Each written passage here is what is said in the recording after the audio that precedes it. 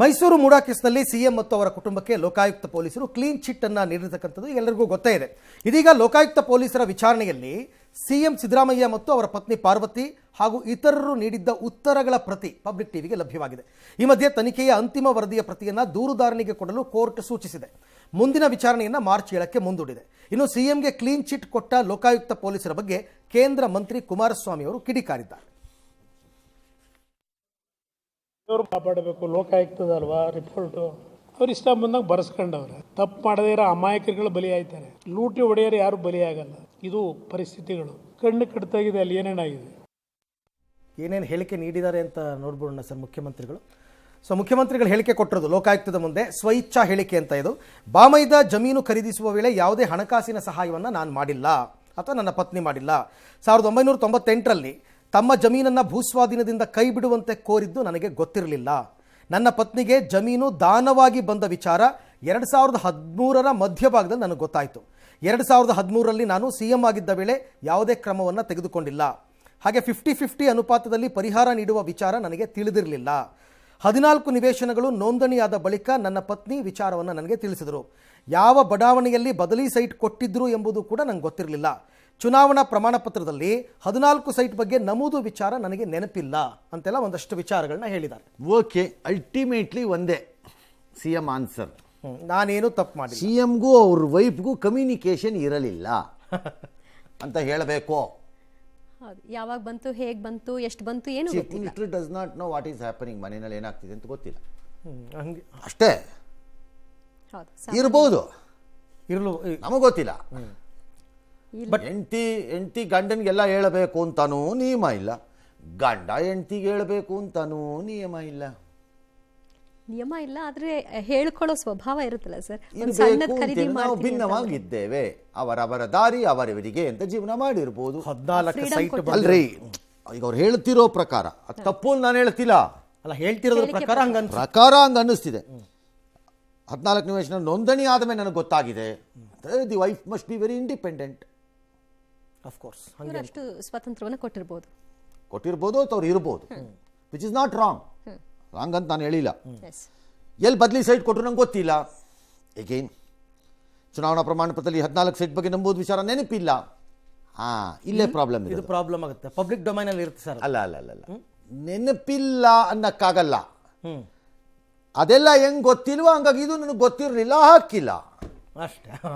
ಹಾಕ್ಬಿಟ್ಟು ಅಲ್ಲಿ ಗೊತ್ತಿಲ್ಲ ಇಲ್ಲಿ ಹಾಕದೆ ಅನ್ನಕ್ಕಾಗಲ್ಲ. ಅದು ಮಾತ್ರ ಹೇಳ್ಬಿಡ್ತೀನಿ ಈಗಲೇ.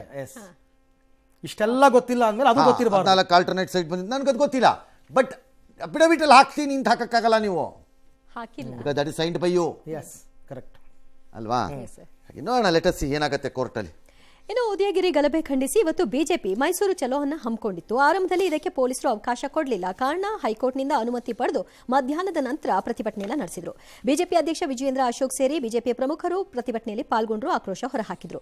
ನಿಷೇಧಾಜ್ಞೆ ಹೇರದಕ್ಕೆ ವಾಗ್ದಾಳಿ ನಡೆಸಿದ್ರು. ಆದರೆ ವಿಪಕ್ಷಗಳದ್ದು ರಾಜಕೀಯ ಪ್ರತಿಭಟನೆ ಅಷ್ಟೇ, ತಪ್ಪಿತಸ್ಥರ ಮೇಲೆ ಆಗಲೇ ಕೇಸ್ ಆಗಿದೆ ಅಂತ ಗೃಹ ಸಚಿವರು ವ್ಯಾಖ್ಯಾನಿಸಿದ್ರು. ಇನ್ನು ಪ್ರಚೋದನಕಾರಿ ಭಾಷಣ ಆರೋಪದ ಮೇರೆಗೆ ತಮ್ಮ ವಿರುದ್ಧ ಕೇಸ್ ದಾಖಲಾಗಿದ್ದಕ್ಕೆ ಮಾಜಿ ಸಂಸದ ಪ್ರತಾಪ್ ಸಿಂಹ ಗರಂ ಆಗಿದ್ದಾರೆ. ಏನ್ ಬೇಕಾದರೂ ಮಾಡಿ ಅನ್ನೋ ಒಂದು ಸ್ಲೋಗನ್ ಅನ್ನು ಕಾಂಗ್ರೆಸ್ ಅವರು ಇಟ್ಕೊಂಡಿದ್ದಾರೆ. ರಾಜ್ಯದಲ್ಲಿರುವಂಥ ಸರ್ಕಾರ ವೋಟ್ಗೋಸ್ಕರ ಮುಸ್ಲಿಮರನ್ನು ಓಲೈಕೆ ಮಾಡುವಂಥ ಸರ್ಕಾರ. ಇದು ಕಿತ್ತೋಗಿಯವರೆಗೂ ಈ ರಾಜ್ಯಕ್ಕೆ ಕಾನೂನು ಸುವ್ಯವಸ್ಥೆ ಅನ್ನೋದು ಕಳೆದೋಗಿದೆ. ಅದೊಂಥರ ಕಟ್ಟಿಟ್ಟ ಬುತ್ತಿ, ಇವ್ರು ಬಂದರೆ ಈ ಥರ ಆಗುತ್ತೆ ಅಂತ. ಈ ಸರ್ಕಾರಕ್ಕೆ ಯೋಗ್ಯತೆ ಇದ್ರೆ, ತಾಕತ್ತಿದ್ರೆ ಅವತ್ತು ಯಾರು ದೇಶದ್ರೋಹಿಗಳು ಪೊಲೀಸ್ ಸ್ಟೇಷನ್ ನುಗ್ಗಿದ್ರಲ್ಲ, ಅವತ್ತು ನಿಷೇಧಾಜ್ಞೆ ಹಾಕ್ಬೇಕಾಗಿತ್ತು. ಇವತ್ತು ಹಿಂದೂ ಕಾರ್ಯಕರ್ತರು ಪ್ರತಿಭಟನೆ ಮಾಡ್ತಾರೆ ಅಂತ ಹೇಳಿದ್ರೆ ಸೆಕ್ಷನ್ ಅನ್ನ ಜಾರಿ ಮಾಡ್ತಾರೆ. ಯಾಕೆ ಅವತ್ತು ಯಾರು ಅದಕ್ಕೆ ಕಾರಣೀಭೂತರಾಗಿದ್ರು ಅವ್ರನ್ನೆಲ್ಲ ಅರೆಸ್ಟ್ ಮಾಡಿದ್ದಾರೆ, ಇನ್ನೂ ಕೆಲವ್ರನ್ನೆಲ್ಲ ಅರೆಸ್ಟ್ ಮಾಡ್ತಾ ಇದ್ದಾರೆ. ಈ ಸಂದರ್ಭದಲ್ಲಿ ಭಾರತೀಯ ಜನತಾ ಪಾರ್ಟಿಯವರು ಅದನ್ನ ರಾಜಕೀಯ ಕಾರಣಕ್ಕಾಗಿ ಅದನ್ನ ಒಂದು ಅಸ್ತ್ರವಾಗಿ ಉಪಯೋಗ ಮಾಡಿಕೊಂಡು ಅವರನ್ನೆಲ್ಲ ಯಾರ್ಯಾರು ಕಾರಣೀಭೂತರಿದ್ದಾರೆ ಅವರನ್ನೆಲ್ಲ ಅರೆಸ್ಟ್ ಮಾಡುತ್ತಿದ್ದೇವೆ. ಕೆಲವರನ್ನು ಮಾಡಿದ್ದೇವೆ, ಇನ್ನು ಕೆಲವರನ್ನು ಮಾಡುತ್ತೇವೆ. ಆಮೇಲೆ ಅವರನ್ನು ಅಮಾಯಕರೆಂದು ಕಾಗದ ಬರೆಯುತ್ತೇವೆ, ಕೇಸ್ ವಾಪಸ್ ಕಳಿಸಿಕೊಡುತ್ತೇವೆ. ಒಂದು ವೇಳೆ ಯಾರಾದರೂ ಅವರಿಗೆ ತೊಂದರೆ ಕೊಟ್ಟಿದ್ದರೆ ಅವರಿಗೆ ಏನೇನು ಸಾಧ್ಯವೋ ಆ ಶಿಕ್ಷೆಗಳನ್ನು ಕೊಡುತ್ತೇವೆ. ಲೈಕ್ MLA ಆಗಿದ್ದರೆ ಟಿಕೆಟ್ ಕೊಡಲ್ಲ, ಆಫೀಸರ್ ಆದರೆ ಪೋಸ್ಟಿಂಗ್ ಕೊಡಲ್ಲ, ಇನ್ಕ್ರಿಮೆಂಟ್ ಕಟ್ಟೋ ಇವೆಲ್ಲ ಮಾಡ್ಕೋತೀವಿ. ಡೋಂಟ್ ವರಿ ಫ್ರೆಂಡ್ಸ್ ಅಂತ ಹೇಳ್ತೀನಿ. ಹೇಳ್ತಾರೆ. ಮನಸ್ಥಿತಿ. ಐ ರಿಪೀಟ್, ಇಂತಹ ಪೊಲೀಸ್ ಠಾಣೆ ಮೇಲೆ ಮತ್ತು ಪೊಲೀಸರ ಮೇಲೆ ವ್ಯವಸ್ಥಿತವಾಗಿ ದಾಳಿ ಮಾಡೋದೆಲ್ಲ ಕಾನೂನಿನ ಕುಕೃತ್ಯಗಳು. ಅವುಗಳನ್ನು ನೀವು ಎನ್ಕರೇಜ್ ಮಾಡಿಕೊಂಡು ಹೋದರೆ you will head into ಅನಾಗರಿಕ ಸರ್ಕಾರ ಮತ್ತು ಆನಾರ್ಕಿಗೆ ಹೋಗ್ತೀರಿ. ನೆನಪಿಟ್ಕೊಳ್ಳಿ, ಪರಮೇಶ್ವರ್ ಆ್ಯಂಡ್ ಟೀಮ್, ಡಾಕ್ಟ್ರು ಜ್ಞಾಪಕ ಇಟ್ಕೊಳ್ಳಿ, ಆನಾರ್ಕಿಗೆ ಹೋಗ್ತೀರಿ. ಭಾಳ ಡೇಂಜರಸ್ಸು ರೌಡಿಗಳನ್ನು. ಬೆಂಗಳೂರು ಮಹಾನಗರದಲ್ಲಿ ಕೆಲವು ಸಂದರ್ಭಗಳಲ್ಲಿ ಕೆಲವು ರೌಡಿಗಳಿಗೆ ತಲೆ ಎತ್ತಿ ಎದೆ ಉಬ್ಬಿಸಿ ಗುಂಡಿ ಬಿಚ್ಚಿಕೊಂಡು ಓಡಾಡಲು ಅವಕಾಶ ಕೊಟ್ಟಿದ್ದಕ್ಕೆ ಬೆಂಗಳೂರು ಏನು ಅನುಭವಿಸಿದೆ ಅಂತ ನಾವು ನೋಡಿದ್ದೀವಿ. ಆಮೇಲೆ ಬಂದ ಕಮಿಷನರ್ಗಳು ಲಾಠಿಯನ್ನು ಹೇಗೆ ಹಿಡ್ಕೋಬೇಕೋ ಹಾಗೆ ಹಿಡ್ಕೊಂಡಿದ್ದಕ್ಕೆ ಏನಾಯಿತು ಅನ್ನೋದನ್ನೂ ನೋಡಿದ್ದೀವಿ. ಡಾಕ್ಟ್ರೇ, ಯಾರು ನಿಮ್ಗೆ ಹೇಳೋರು ಇಲ್ಲದೆ ಇದ್ರೆ ಬರ್ರಿ, ನಾನಾರು ಹೇಳ್ತೀನಿ, ನೆನಪು ಮಾಡ್ತೀರಾ? ಹೇಳ್ತೀನಿ ಏನೇನು ಅಂತ ನಿಮಗೆ ಅಲ್ವಾ. ವಿಜಯೇಂದ್ರ ಹೇಳಿದ ಸರಿ, ನಿಷೇಧಾಜ್ಞೆ ಹಾಕಬೇಕಾಗಿದ್ದಿದ್ದು ಅವತ್ತಿನ ದಿನ. ಕಚಡ ಆಫೀಸರು ಡ್ರಾಮಾ ಮಾಡಿಕೊಂಡು ಟೋಪಿ ಅಳ್ಳಾಡಿಸ್ಕೊಂಡು ಓಡಾಡೋ ಆಫೀಸರ್ ಅಲ್ಲ ಅದು. ಯಾರೋ ಪ್ರತಿಭಟನೆ ಮಾಡ್ತೀವಿ ಅಂದರೆ ವಾಯ್, ಆ ಕಡೆ ಯಾವನೋ ಒಬ್ಬ ಹುಡುಗನ ಕರ್ಕೊಂಬಂದು ಗಡಿಪಾರು ಅಂತೀರಿ, ಈ ಕಡೆ ಪ್ರತಿಭಟನೆಗೆ ಜಾಗ ವಾಯ್. ಅದಕ್ಕೆ ಹೈಕೋರ್ಟ್ಗೆ ಹೋಗಿ ಪರ್ಮಿಷನ್ ತರಬೇಕಾ? ನಾಚಿಕೆ ಆಗಲ್ಲ ಒಂದು ಸರ್ಕಾರಕ್ಕೆ? ಎಸ್. ಓಕೆ, ಬಿಜೆಪಿ ವಿರೋಧದ ನಡುವೆನೇ ಗ್ರೇಟರ್ ಪ್ರತಾಪ್ ಸಿಂಹನೂ ಅಷ್ಟೇ, ಸುಮ್ಮನೆ ಸೋತೋದ್ಮೇಲೆ ಟಿಕೆಟ್ ತಪ್ಪಿಸ್ಬಿಟ್ಟಿದ್ದಾರೆ ಅಂತ ಅಂದ್ಕೊಂಡು ಮುನಿಸ್ಕೊಂಡು ಎಲ್ಲೆಲ್ಲ ಓಡಾಡೋದು ಮಾಡೋದು ಏನೇನೋ ಮಾಡ್ತಾರೆ. ಸುಮ್ಮನೆ ಅದೊಂದು ಕಾಂಕ್ರೀಟಾಗಿ ಇಂಥದ್ದೊಂದು ಕೆಲಸ ಮಾಡಿರಿ, ಒಂದು ಸಂಘಟನೆ ಕಟ್ಟ್ರಿ ಹೊಸದು. ಅಲ್ಲಿ ಬರೀ ಇದೇ ಕೆಲಸ.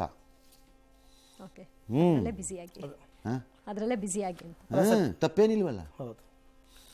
ಬಿಜೆಪಿ ವಿರೋಧದ ನಡುವೆ ಗ್ರೇಟರ್ ಬೆಂಗಳೂರು ವಿಧೇಯಕಕ್ಕೆ ಸಂಬಂಧಪಟ್ಟಂತೆ ಜಂಟಿ ಸದನ ಸಮಿತಿ ಸ್ಪೀಕರ್ಗೆ ವರದಿಯನ್ನು ಸಲ್ಲಿಸಿದೆ.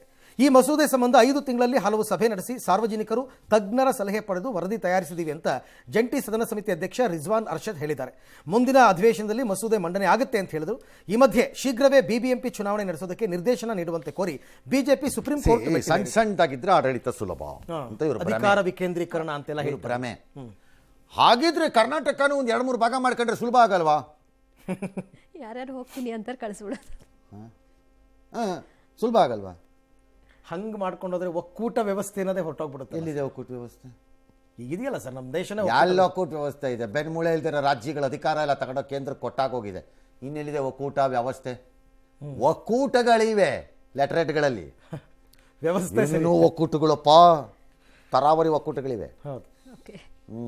ಕೂಟಗಳು ಎಲ್ಲ ಸರ್. ಇದು 7 ರಚಿಸ್ತೀರೋ 8 ರಚಿಸ್ತೀರೋ 86 ರಚಿಸ್ತೀರೋ, ನನಗೆ ಯಾಕೋ ಡೌಟ್ ಇದೆ. ಇದು ಎಲ್ಲ ಒಂದು ಕಡೆ ಇದ್ದಾಗಲೇ ಸಮನ್ವಯತೆ ಇಲ್ಲ. BMRCL ಕಾರ್ಪೊರೇಷನ್ ಕೀಲ್ ಕಿತ್ ಮೇಲೆ ಅವ್ರು ಕೀಳ್ತಾರೆ, ಅವ್ರು ಕಿತ್ತಾರೆ, ಇಲ್ಲಿ ಕೀಳ್ತೀರಿ. ಮಾಡಿ ಅಂತ ಹೇಳಿದ್ದಾರೆ ಸರ್. ಅದಕ್ಕೊಂದು ಸಮನ್ವಯ ಕಡಿಚಾಣಕ್ಕೆ ವಿಜಿಲೆನ್ಸ್ ಸ್ಥಾಪಿಸಿ ಅಂತೆ. ಕಾಶ್ ಪಟೇಲ್ಗೆ ಹೇಳಿ FBI ಇದು ಒಂದು ಬ್ರಾಂಚೇ ಸ್ಟಾರ್ಟ್ ಮಾಡಬೇಕು ನಾವು.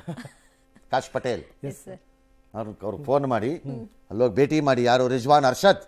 ಓರಿ ಅಮೇರಿಕಕ್ಕೆ ಹೋಗೋಣ, ಭೇಟಿ ಮಾಡ್ಕೊಂಬಂದು, ಸರ್ ನಿಮ್ಗೆ ಕಾಲಿಗೆ ಬಿದ್ದರೂ ಸರಿ ಸರ್, ಒಂದು FBI ಇದು ಒಂದು ಬ್ರಾಂಚ್ ಕೊಡಿ ಸರ್, ನಮ್ಗೆ ಅರ್ಜೆಂಟ್ ಇಲ್ಲಿ ಅಂತ ಒಂದು ಮಾಡಿಸ್ಬೇಕು.